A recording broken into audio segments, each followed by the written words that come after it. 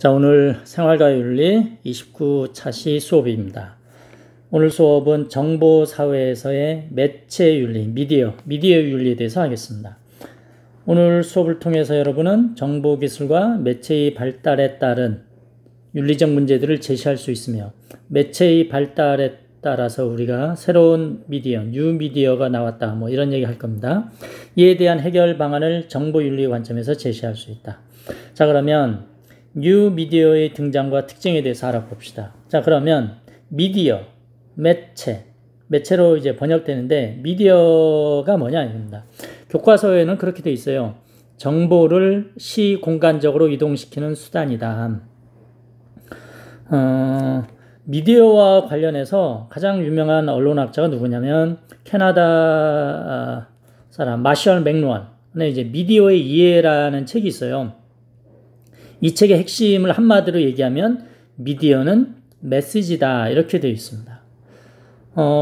이게 알 듯 모를 듯한 내용인데, 이게 뭐냐면요, 이 사람은 미디어를 단순하게 우리가 알고 있는 대중매체 할 때 그 매체의 개념으로 인식하지 않고 아주 포괄적으로 이해를 합니다. 여기 사람이 있어요. 자, 사람이 있습니다. 사람이 있으면 이 모든 미디어들은 사람의 감각기관이 이제 확장된 걸로 봐요. 예를 들어서 눈이 있어요. 눈이 확장이 돼서 감각기관이 책이 되는 거예요. 책이 미디어가 되는 거예요. 다음 피부가 있어요. 이 피부를 보호하기 위해서 뭐가 있냐면 옷이 있잖아요. 옷을 입잖아요. 그래서 옷이 이제 미디어, 매체가 되는 겁니다. 다음에 요 발이 있어요. 발이 이제 감각기관이 확장이 되면 뭐가 되냐면 바퀴가 돼요. 바퀴. 자동차 바퀴가 되는 거죠. 그래서 이 자동차 바퀴가 매체가 되는 겁니다. 그래서 우리는 책을 통해서 뭔가 세상을 이해하는 거죠. 세상을 이해하고요. 다음에 옷을 통해서 세상을 이해하고 바퀴를 통해서 세상을 이해합니다. 즉 우리는 이 미디어는 우리 인간이 세상을 이해하는 어떤 중간적인 어떤 매개물인 거죠. 원래 미디어가 라틴어로 무슨 뜻이냐면요, 미들이라는 뜻입니다. 가운데 있는 거예요. 어떤 뭔가 가운데 있는 뭔가를 통해서 세상을 인식할 수 있는 것, 이게 매체입니다. 그래서 이 매체 자체가 책을 통해서 세상을 이해하느냐, 옷을 통해서 똑같은 세상인데 이 매체가 다름으로 인해서 세상이 달라 보이는 거예요. 예를 들면 지금까지 여기 보면 예전의 매체는 신문이나 잡지였어요. 신문이나 잡지를 통해서 혹은 TV 혹은 라디오를 통해서 세상을 이해했거든요. 그런데 지금은 뉴미디어를 통해서 세상을 이해해요. 그래서 신문이나 TV로 이해하는 세상과 뉴미디어, 예를 들면 유튜브 혹은 전자책, 스마트폰, 이런 것을 통해서 이해하는 세상은 완전히 다르거든요. 똑같은 현상인데도 다르게 이해가 돼요. 그렇기 때문에 미디어에 따라서 세상은 달라 보이잖아요. 그래서 미디어 자체가 메시지라는 얘기입니다. 어떤 미디어, 어떤 매체를 내가 선택을 하냐에 따라서 세상도 선택이 되는 겁니다. 자, 이것을 마셜 맥루한이 얘기한 겁니다. 그렇게 이런 관점에서 보면 지금 우리가 뉴미디어가 많이 나타나고 있잖아요. 뉴미디어는 대부분 융합 매체로 이제 등장합니다. 그래서 예전에 신문, 잡지, TV, 라디오가 아니고 아주 복합적으로 여러분이 쓰는 게 다 뉴미디어입니다. 특히 마셜 맥루한의 입장에서 보면 미디어는 신문, 심지어 망원경, 연필도 다 미디어입니다. 가로등도, 아파트도 다. 우리 이런 것을 통해서 세상을 다 이해하는 겁니다. 자, 그러면 이 뉴미디어의 특징에 대해서 보겠습니다. 자, 상호작용하다. 송수신자 간의 쌍방향 정보를 교환한다. 예전에 TV를 생각해 보십시오. TV나 신문을 보면 일방적이잖아요. TV, KBS 뉴스 하면 KBS 뉴스 앵커가 일방적으로 우리 시청자들한테 이제 전달을 하는 거죠. 그러나 지금은 그렇지 않죠. 서로 왔다 갔다 하죠. 그래서 우리 프로슈머 시대라고 합니다. 생산자와 소비자의 개념이 합쳐진 거, 프로듀서와 컨슈머의 이제 복합 용어죠. 프로슈머. 이런 세상이 된 거죠. 그래서 뉴미디어도 그렇습니다. 여러분은 이제 SNS를 통해서 혹은 유튜브를 통해서 각종 여러분의 정보를 여러분이 세상을 이해한 여러분만의 정보를 전달하고 또 다른 사람이 전달한 걸 여러분 받고 이렇게 상호작용하고 있다 이겁니다. 다음에 비동시화.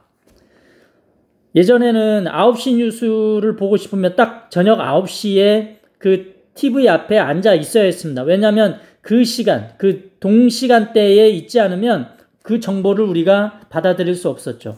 그러나 이제는 그런 세상이 아니잖아요. 뉴미디어 시대이기 때문에 9시 뉴스를 다음날 아침 7시에도 들을 수가 있는 거죠. 즉 수신자가 원하는 시간대에 정보를 확인하는 게 이제 가능하죠. 이제 TV 드라마, 옛날 드라마를 보려면 그래서 특정한 인기 있는 드라마가 있을 때는 사람들이 퇴근을 일찍 했어요. 그래서 저녁도 일찍 먹고 그래서 9시 뉴스 하기 직전에 하는 그 드라마가 가장 최고 인기 있었거든요. 그 시간대에 딱 들어와서 안방에 앉아 있어야 되는데 이제는 드라마를 언제 봅니까? 여러분이 시간 날 때 아무 때나 이렇게 볼 수 있는 세상이 왔죠. 그게 이제 뉴미디어죠. 다음 탈대중화. 대중화. 보통 대중매체 하는데 보통 이제 TV나 신문 이런 것은 대중매체라고 하죠. 모든 사람들한테 전달하는 그런 매체인데 이제는 그것을 벗어나고 있다 이겁니다. 이제는 특정 대상 간에 특정 정보를 서로 교환하는 그런 뉴미디어들이 이제 많은 거죠. 여러분들 뭐 카페, 블로그, 카페, 유튜브 할 때 혹은 SNS, 뭐 페북 이런 거 할 때 카톡방 뭐 이런 거 보면 특정 대상 간의 특정 정보를 여러분 교환하지 않습니까? 그래서 그쪽 예를 들면 컴퓨터를 좋아하는 사람들끼리는 자기네들끼리만 아주 고급 전문 용어를 쓰면서 자기네들끼리만 이제 정보를 서로 교환을 하죠. 이런 게 이제 탈대중화의 이제 모습들입니다. 참 이제 좋죠. 각자 이제 전문적인 분야에 대해서 이렇게 즐기는 거 좋은데 이게 안 좋은 점이 또 있어요. 이게 뭐냐면 이 같은 비슷한 정보를 자기네들끼리 교환하다 보니까 거기에서 그것과 다른 생각, 다른 생각이 있을 수가 있잖아요. 그런 다른 생각들은 이제 걸러져 버립니다. 다른 말로 필터링이 된다고 하는데 예를 들면 이런 거예요. 여러분이 이제 책을 사고 싶어. 책이나 뭐 게임기를 사고 싶어요. 책이나 게임기를 사고 싶어서 이걸 검색을 합니다. 막 검색해서 하루 종일 막 찾아봐. 어느 게 쌀까 막 비교 사이트에 들어가서 막 해보고 그러다 결국 못 샀어. 다음날 또 막 검색하고 근데 재밌게도 다음날 그 게임기를 검색하지 않고 다른 일이 있어서 여러분 뭐 이렇게 정보를 확인하다가 보면 그 인터넷 화면 왼쪽이나 오른쪽 밑에 보면 여러분이 며칠 전에 검색했었던 게임기 내용이 계속 이쪽에 막 뜨지 않습니까? 자, 이런 게 이제 필터링이 되는 거예요. 여러분의 이제 여러분이 좋아하는 것을 이 뉴미디어들은 알아요. 알아서 여기에 다 여러분의 입장에 맞는 구미에 맞는 것만 이렇게 다 구비를 시켜주는 세상이 뉴미디어입니다. 특히 SNS 이런 거 상당히 많죠. 구글, 페북 이런 거 정말 이제 그쪽 인공지능이 이렇게 잘합니다. 그렇다 보니까 그래서 이런 반향실 효과가 일어나는 거예요. 이게 뭐냐면 에코 체인버는 여러분 노래방 갔을 때 노래하면 막 울리고 막 이렇게 되잖아요. 여러분 목소리를 여러분 스스로 또 들을 수 있고 이렇게 메아리 치고 막 합니다. 그러면 인터넷 공간에서 여러분과 유사한 생각을 가진 사람들끼리만 소통하다 보니까 점차 그 입장과는 다른 생각들은 다 이제 배제가 되고 비슷한 생각들만 결국 그게 한쪽에 치우친 생각을 갖는 일들이 이제 벌어지게 되는 거죠. 그러면 예를 들면 아주 진보, 과격한 아주 극좌 진보, 이런 사람들끼리 SNS에서는 그런 생각들, 세상을 이해하는 그런 뉴스들만 이렇게 서로 공유가 될 테고 극우 세력들, 극우 세력들한테는 그 극우의 이런 정보만 있는 거죠. 그래서 서로가 이제 가짜 뉴스라고 서로 이렇게 싸우고 있는 현상들, 이런 것들이 이제 벌어질 수 있는 거죠. 이런 게 이제 뉴미디어 시대의 약간 안 좋은 점이라고 볼 수도 있죠. 다음에 네 번째 특징, 능동화. 이용자가 자발적으로 활동한다. 옛날에 이제 신문, 잡지, 뭐 TV일 때는 그 정보를 만드는 기자들 이런 사람들이나 열심히 했는데 지금은 누구나 다 유튜버가 되는 거죠. 그래서 막 사진 찍고 열심히 하지 않습니까? 다 이제 블로그에 올리고 유튜브 올리고 인스타에 올리려고 이렇게 열심히 자발적으로 활동하고 그 활동 결과로 돈도 받고 뭐 이렇게 하죠. 이게 바로 뉴미디어의 특징입니다. 그래서 여러분은 뉴미디어 이런 특징을 잘 알고 이쪽에서 이제 일자리를 찾고요. 여기서 이제 돈을 벌고 먹고 살아갈 수 있고 여기서 잘 벌면 여러분이 진짜 재벌이 될 수도 있고 하는 세상이 됐습니다. 다음 두 번째, 뉴미디어 시대의 매체 윤리. 미디어 윤리는 뉴미디어든 예전 미디어든 다 비슷한데, 근데 뉴미디어 시대는 특별히 더 강조되는 그런 윤리가 있다. 뭐 이런 겁니다. 첫 번째, 개인정보를 신중하게 처리해야 됩니다. 그래서 알 권리도 있지만, 인격권, 개인의 인격권이 침해될 수가 있습니다. 여러분이 찍은 사진 찍어요. 사진 찍은 것을 가지고 여러분은 여기저기 막 퍼나르고 하는데 그거 함부로 퍼나르다가 딱 초상권 침해해서 이제 소송당할 수도 있습니다. 그래서 신중해야 됩니다. 신중히. 특히 여러분 아는 사람들끼리야 뭐 그런 뭐 소송을 하지 않겠지만 여러분이 밖에 나가서 지하철에서 다음에 뭐 버스에서 혹은 지나가는 길거리에서 사진을 찍었어요. 너무 예쁘고 재밌고 해서 어떤 특히 어린아이들 귀엽잖아요. 그런 애들 찍어서 뭐 공개적으로 막 사진 올리고 하다 보면 소송당할 수 있습니다. 그게 바로 인격권 혹은 개인의 사생활권이 침해당했다고 하는 거죠. 알 권리를 강조하는 것은 되게 뉴스가 되는 것들, 이제 기사화되는 것들. 그래서 뭐 신문 TV에서 이렇게 알려져야 되는 것들을 여러분이 이제 미디어 생산자이다 보니까 이런 것을 알려야겠다 이렇게 하는데 이게 쉽지가 않습니다. 그래서 여기에선 되게 신중하게 특히 이제 개인과 관련된 정보는 정말 신중하게 처리해야 된다는 거 말씀드립니다. 다 철컹철컹입니다. 다음 두 번째는 표현의 자유에는 한계가 있다. 이건 당연한 거죠. 이게 존 스튜어트 밀이라는 사람이 이런 얘기를 특히 강조했는데 이건 다음 시간에 좀 하겠습니다. 그래서 타인의 권리 당연히 침해해서는 안 되고요. 사회 질서나 공공복리를 침해하는 거 해서는 안 되는 거죠. 특히 이제 코로나19 때문에 이제 광화문에서 있었던 뭐 집회로 인해서 코로나가 막 확산이 되고 뭐 이런 것을 뉴스에 계속 보도가 되잖아요. 그래서 거기서 우리가 집회를 할 수 있는 자유가 있어요. 집회를 할 수 있는 자유가 있고 그런데 그런 자유도 그런 표현의 자유도 이런 거 사회 질서나 공공복리 우리가 전염병 걸리면 안 되잖아요, 다들.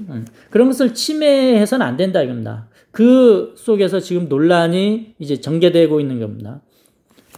다음에 세 번째, 표절이나 저작권 침해.